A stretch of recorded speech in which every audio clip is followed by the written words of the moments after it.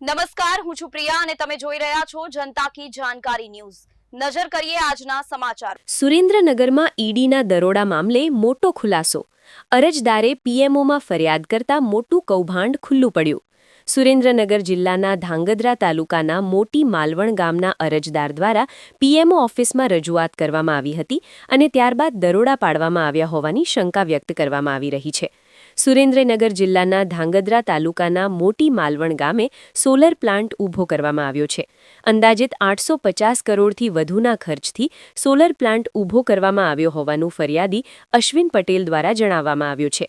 ફરિયાદી અશ્વિન પટેલ દ્વારા આ અંગે રેવન્યુ વિભાગ, ઘુડકર અભયારણ્ય વિભાગ, ફોરેસ્ટ અધિકારીઓ અને ગાંધીનગર સુધી રજૂઆત કરવામાં આવી હતી। તે છતાં પણ કોઈ પગલાં ભરવામાં ન આવ્યા હોવાના કારણે અંતે પીએમઓ ઓફિસમાં રજૂઆત કરવામાં આવી હતી। 60 કરોડનો પ્લાન બતાવી 850 કરોડથી વધુનો પ્લાન નાખવામાં આવ્યા હોવાની રજૂઆત ફરિયાદી દ્વારા કરવામાં આવી હતી।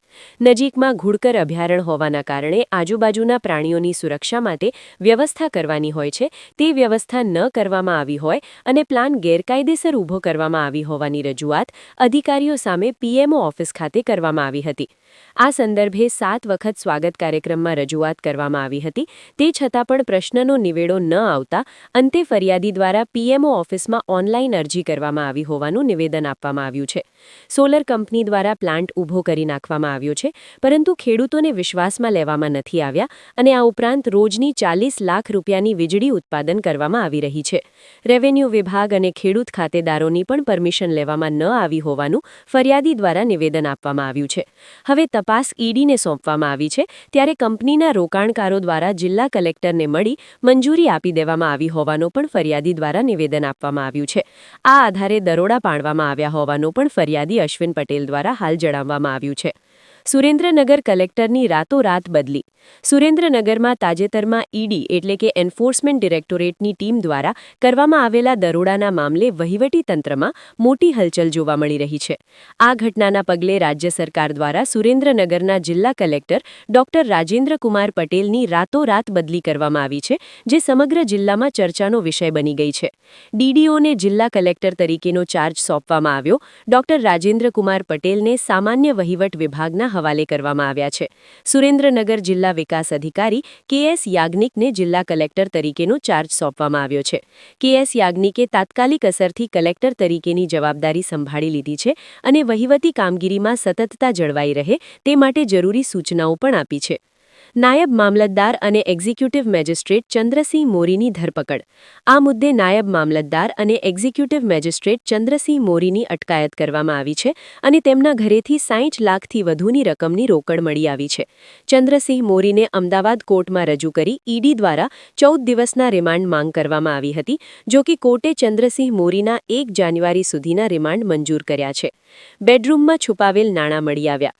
ઈડીએ પીએમએલએની કલમ 17 હેઠળ ચંદ્રસિંહ ભૂપતસિંહ મોરી, નાયબ મામલતદાર અને એક્ઝિક્યુટિવ મેજિસ્ટ્રેટના રહેણાંક પ્રસીરમાં હાથ ધરાયેલી સર્ચ એટલે કે તપાસ દરમિયાન ₹67.50 લાખની રોકડ રકમ મળી આવી, જેને જપ્ત કરવામાં આવી હતી। આ રોકડ રકમ તેમના બેડરૂમમાં છુપાવેલી મળી આવી હતી। આરોપી ચંદ્રસિંહ ભૂપતસિંહ મોરીએ 23/12/2025ના રોજ પીએમએલએની કલમ 17 હેઠળ નોંધાયેલા તેમના નિવેદનમાં સ્પષ્ટ રીતે સ્વીકાર્યું છે કે જપ્ત કરાયેલી રોકડ રકમ એ વૈધાનિક ભૂમિ ઉપયોગની અરજીઓના ઝડપી વા સાનુકૂળ નિકાલ માટે સીધી રીતે વા વચેટિયાઓ દ્વારા અરજદારો પાસેથી માંગેલી અને એકઠી કરેલી લાંચની રકમ છે। સુરેન્દ્રનગર ઈડીના દરોડા બાદ કલેક્ટરની બદલી। નાયબ મામલતદાર ચંદ્રસિંહ મોરીના 1 જાન્યુઆરી સુધીના રિમાન્ડ મંજૂર। સુરેન્દ્રનગર જિલ્લા કલેક્ટર અને નાયબ મામલતદારના ઘરે ઈડીના દરોડા, બેનામી સંપત્તિનો ખુલાસો થવાની શક્યતા। સુરેન્દ્રનગર રિપોર્ટર મહેશભાઈ ઉતેરિયા। હું અશ્વિન પ્રહલાદભાઈ માલવણિયા, રહેવાનું કૃષ્ણનગર મોટી માલવણ। જ્યારે અમારે કૃષ્ણનગર ગામે એક NSC solar private limited company દ્વારા એક મોટો સોલર પાર્ક નિર્માણ થઈ રહ્યો છે, તો જે સોલર પાર્ક અહીંયા બનાવવાનો હોય તો એના માટે ખેડૂતોને જમીન ભાડાપટ્ટે 30 વર્ષના ભાડાપટ્ટે આપેલી છે। તો એ લોકોએ એને કરાયા પહેલાં અહીંયા કામ ચાલુ કરી દીધેલું અને પછી આમાં આ લોકોનું એવું હોય કે જે સેન્ચ્યુરી હોય એની બાજુમાં કોઈ પણ પ્લાન્ટ બનતો હોય ને તો અહીંયા જે વસવાટ કરતા હોય પ્રાણીઓ, પશુઓ, પક્ષીઓ, તો એના માટે એ લોકો એનું પેમેન્ટ જમા કરાવવાનું સરકારશ્રીને, કારણ કે એના સંવર્ધન માટે. તો એ લોકોએ ટોટલ એને પ્લાન્ટ બતાવ્યો હતો 600 મિલિયન, એટલે કે 60 કરોડનો. તો 60 કરોડ લેખે 1% ભરવાનું થાય તો એમને 60 લાખ રૂપિયા ભરી દીધા હતા. પછી ત્યારબાદ એ લોકોને જ્યારે મંજૂરી લેવાની થઈ અહીંયા સ્ટ્રક્ચર માટે, તો કલેક્ટર સાહેબ પાસે ગયા. તો કલેક્ટર સાહેબને કીધું કે આ સાહેબ અહીંયા અમારે 850 કરોડનું અહીંયા અમે રોકાણ કરી દીધેલે, જો આવડું નહીં અમે ચાલુ કરી પ્લાન્ટ તો અમારે નુકસાન જાય છે. અને કલેક્ટર સાહેબે મંજૂરી આપી. તો અમારી રજૂઆત એવી હતી વન વિભાગ પાસે. વન વિભાગને કારણ કે અમે 21/6 જાણ કરેલ, અગ્ર સચિવ મુખ્ય વન સંરક્ષક ગાંધીનગર, અને જાણ કરેલ કે આ લોકોએ આ રીતે ગેરરીતિ કરી છે, આટલા કરોડનો ભ્રષ્ટાચાર કર્યો છે, કે 60 કરોડ બતાવી અને 850 કરોડ પાછળથી બતાવે છે. તો વચ્ચેનો ડિફરન્સ રહ્યો હોય તો એ ડિફરન્સનું પેમેન્ટ ક્યાં ગયું? એ ઉઘરાણી જગ્યાએ એ લોકોએ પાછી મંજૂરી આપી દીધી અને 8 ભાગ કરી દીધા કે તમે વર્ષે 1 કરોડ ભરો. તો જે અહીંયા વસવાટ કરતા હોય પશુ પક્ષીઓ, તો એને આપણે સંવર્ધન માટે પેમેન્ટ જમા કરાવવાનું, તો મરી ગયા પછી એને ખવડાવીને શું કરવાનું? તો તપાસની જગ્યાએ એ લોકોએ એને મંજૂરી આપી દીધી. અને પછી કલેક્ટર સાહેબને મંજૂરી આપી હતી આની અંદર.